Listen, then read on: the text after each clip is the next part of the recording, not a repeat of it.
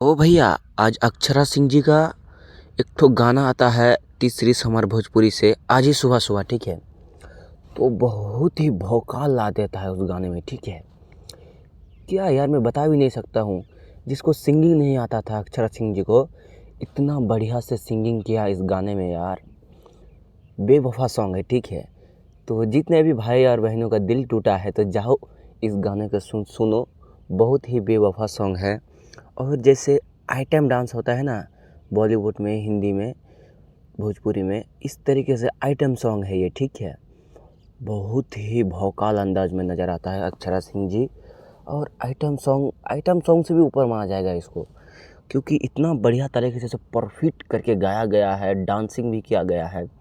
तो जाओ, घुंघटू बांध लिया गाने का नाम है, अक्षरा सिंह जो आज रिलीज करते हैं इस गाने को टी सीरीज़ हमारे भोजपुरी से।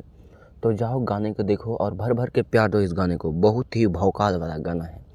तो चलिए, शायद वीडियो पहली बार देखे होंगे तो चैनल को सब्सक्राइब करना ना भूलें। बाकी ऐसे ही इंटरेस्टिंग खबर में लाता रहूँगा, तो तब तक के लिए मिलते हैं, धन्यवाद।